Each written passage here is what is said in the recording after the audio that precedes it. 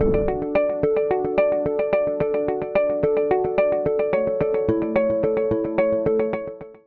to today's lecture. My name is Shagufah Hussain, and I am a gender equity and social inclusion specialist who currently works as a freelance consultant. I also founded an organization called Leaping Boundaries with the aim to increase visibility of female madrasa students on platforms where they're typically underrepresented. Today, we will talk about gender identity and violence. Before we start the topic, I would like you to take a look at the slides. You will see that there is a list of some words.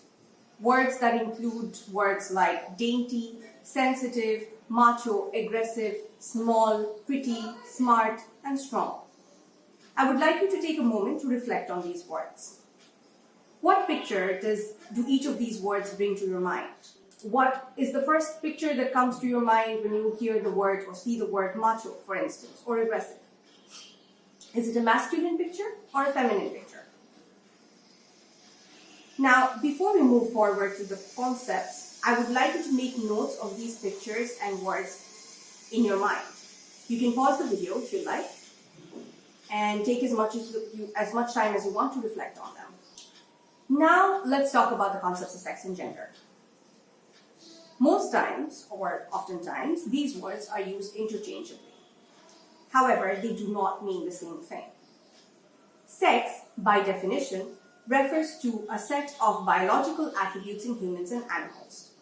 It is primarily associated with physical and physiological features, including chromosomes, gene expression, hormone levels and function, and reproductive and sexual anatomy. Sex is usually categorized as male or female. But there is a variation in the biological attributes that comprise sex and how those attributes are expressed. Gender, on the other hand, refers to socially constructed roles, behavior, expressions, identities of girls, women, boys, men, and gender diverse people. It influences how people perceive themselves and each other, and how they act and interact, and the distribution of power and resources in the society. Gender identity is not confined to a binary such as a man or a woman, nor is it static. It exists along a continuum that can change over time. There is considerable diversity in how individuals and groups understand, experience, and express gender through the roles that they take on, and the experience and the expectations that are placed on them, the relations which they form with other people, and the complex ways in which gender is institutionalized in society. Now that we understand that gender is a social construct, let's break down the concept a little bit more. Gender is a concept that can be broken down into three categories: gender identity, gender expression, and physical sex. Now, because it's a social construct, gender is not fixed and it can change over time.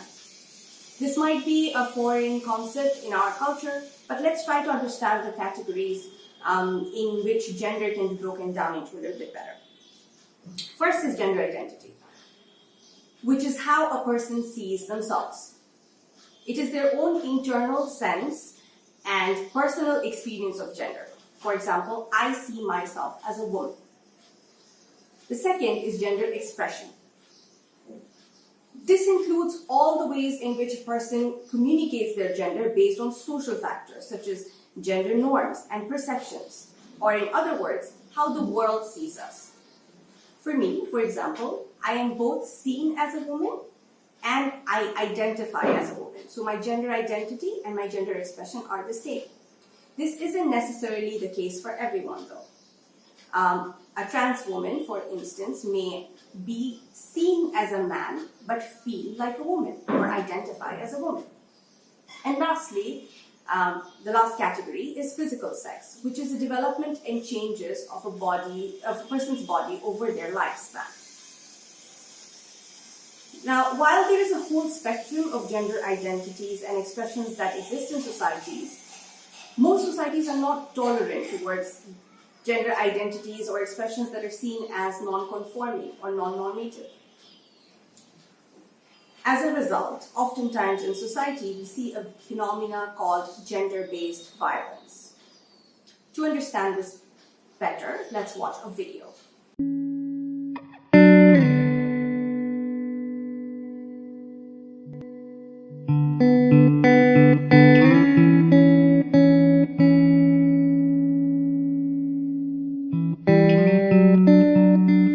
It doesn't matter what you're wearing.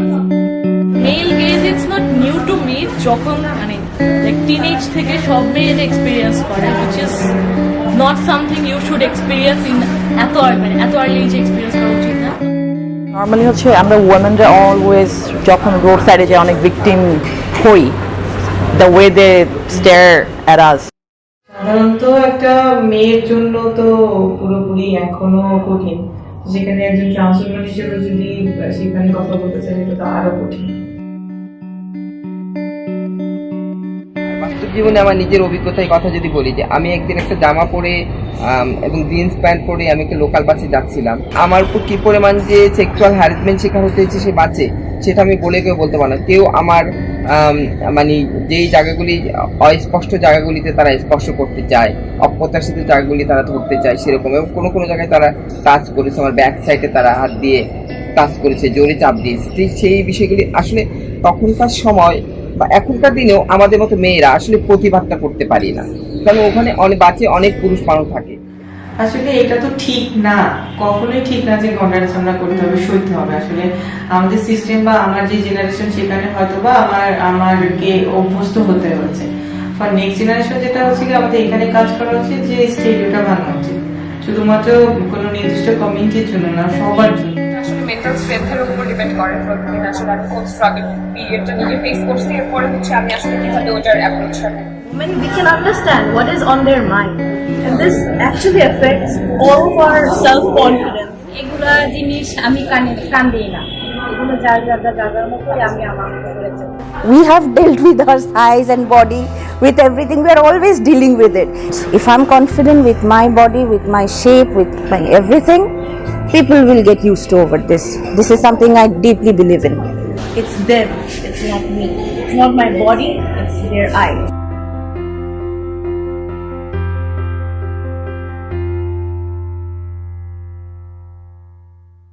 Gender-based violence refers to harmful acts directed at an individual based on their gender. It is rooted in gender inequality, the abuse of power, and harmful norms. Gender-based violence can include sexual violence, physical violence, mental and economic harm inflicted in public or in private. It also includes threats of violence, coercion, and manipulation. This can take many forms, such as intimate partner violence, sexual violence, child marriage, female genital mutilation, and so-called honor crimes.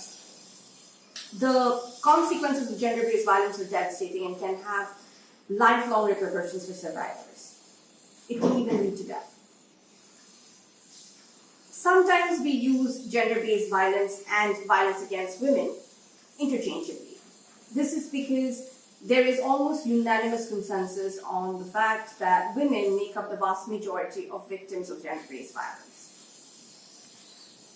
Violence against women and sexual and gender-based violence are violent acts, the victims of which are primarily women and girls. Such violence is often considered a form of hate crime committed against women and girls specifically because they're female, and can take many forms. Violence against women can fit into several broad categories, which include violence carried out by individuals as well as states.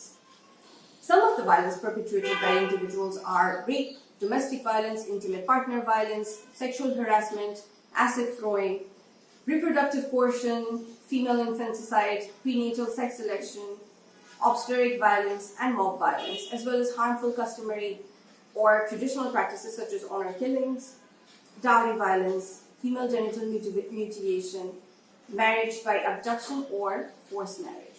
There are forms of violence that can be perpetuated or condoned by the government, such as war, rape, sexual violence, and sexual slavery during conflict, forced sterilization, forced abortion, violence by the police and authoritative personnel, stoning, or flogging.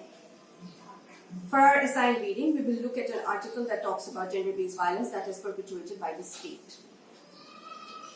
Many forms of violence against women, such as trafficking women and forced prostitution, are often perpetuated by organized criminal networks. Unfortunately, gender-based violence is a sad reality of our country. Here is some data to help understand and demonstrate the extent of the problem. Between 2014 and 2018, there were 450 cases of attempted rapes.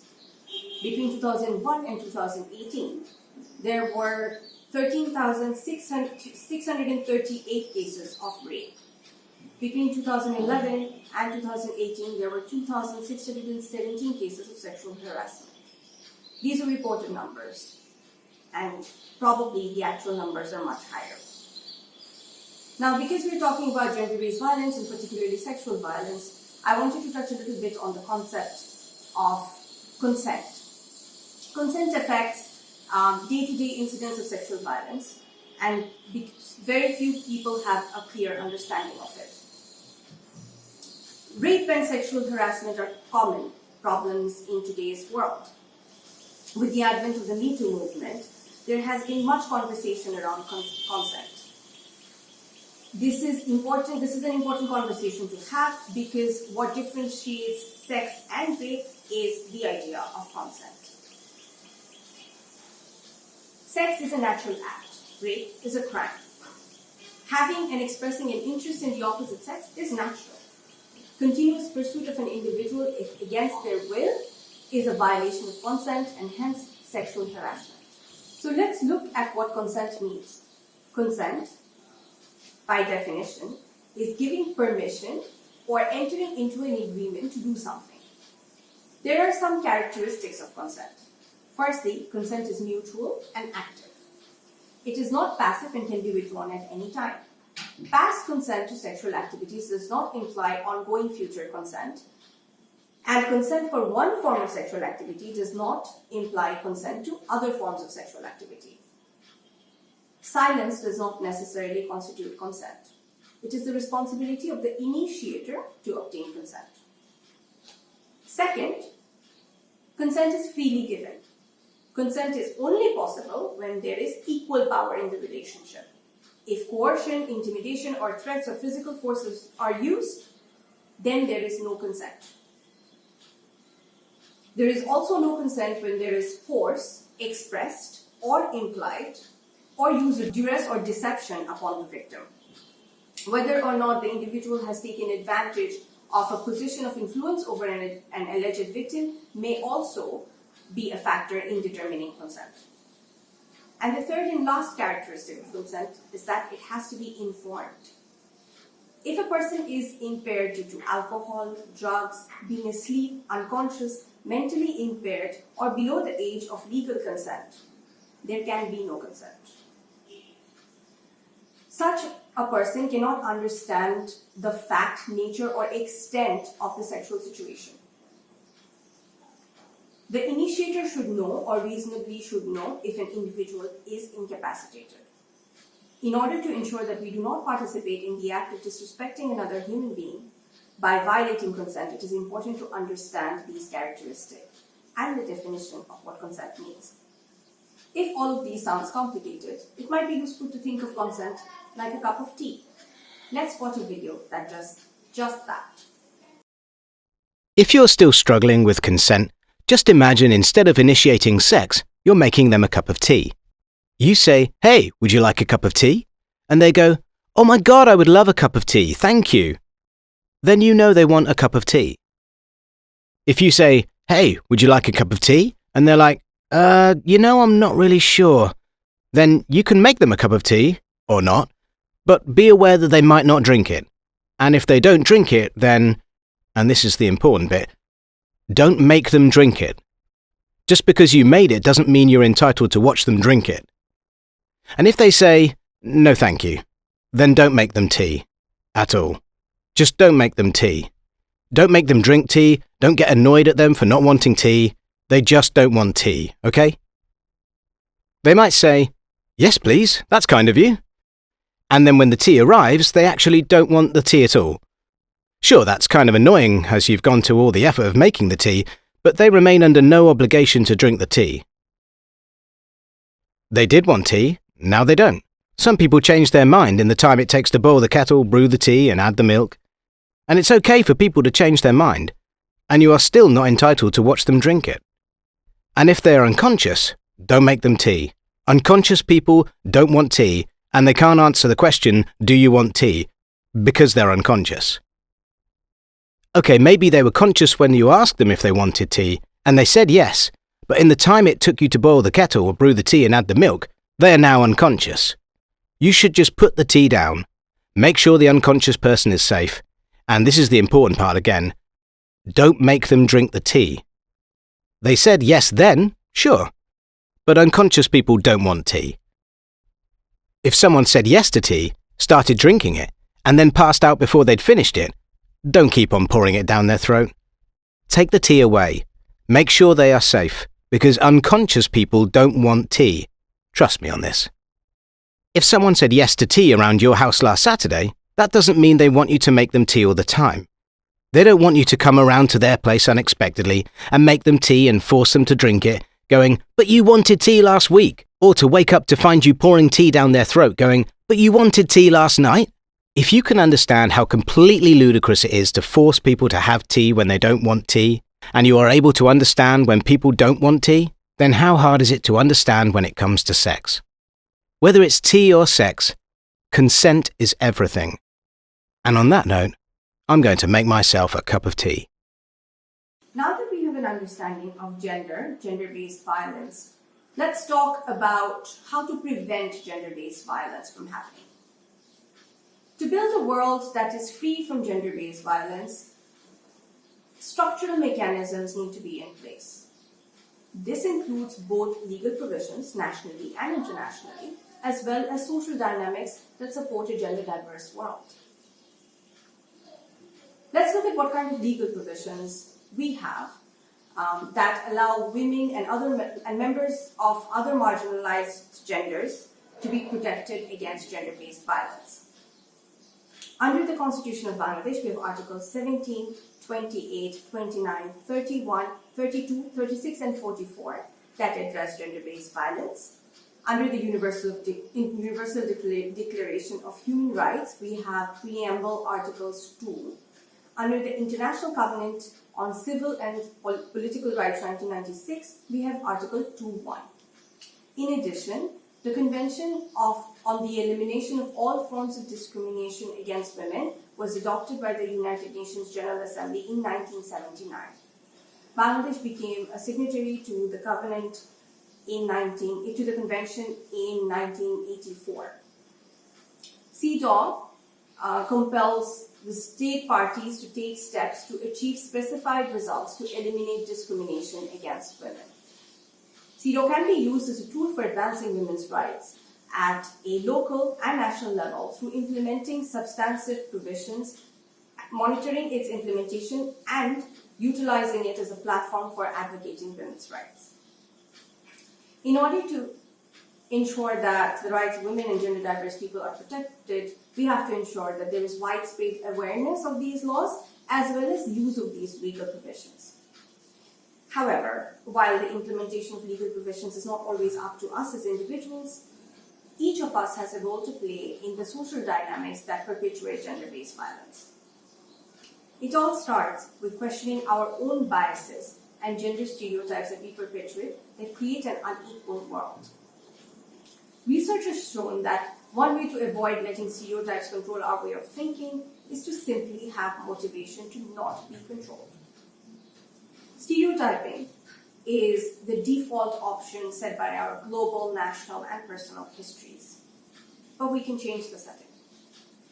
We can resolve to break the bad habit of stereotyping by determining to notice when it occurs and deciding to think in a different way. Stereotype researcher Patricia Devine tested basic assumptions derived from a theoretical model based on the discussion of automatic and controlled processes involved in prejudice. While Devine's research focuses on racial stereotyping, it could as well be applied to gender stereotyping.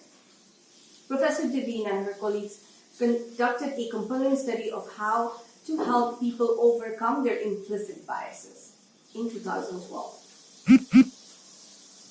They taught university students 5 techniques for reducing stereotypic thinking. The first is something called stereotype replacement, which is learning to recognize one's stereotypical responses to other people and generate non-stereotypical alternatives to explain a person's behavior. The second is counter-stereotypic imaging. This means remembering or imagining people from stereotype groups that do not fit the stereotype. The third is individuating, which is paying attention to the other things about someone besides the stereotypes of their group, such as personal things that can help you see them as an individual and not a group member. The fourth technique Devine talks about is perspective taking. This refers to imagining what the world looks like through the eyes of the stereotyped person. The fifth technique, and the final technique, is contact, or deliberately seeking opportunities to get to know people from the stereotyped groups. These techniques are designed to help someone break the stereotype habit. Just as with any other bad habit that we want to change, we need to recognize what we're doing and then substitute other, more positive behaviors in their place so that we can help create a world that is more inclusive and gender diverse. Try applying these techniques to gender norms that we all subscribe to. Now let's think about the list of the words that we saw at the beginning. What pictures form in your mind now? Next time you find yourself stereotyping someone based on their gender, take a moment to pause. Think about what you learned today. The onus falls upon us to create a world where everyone feels like they belong. That concludes today's lecture. You enjoyed it.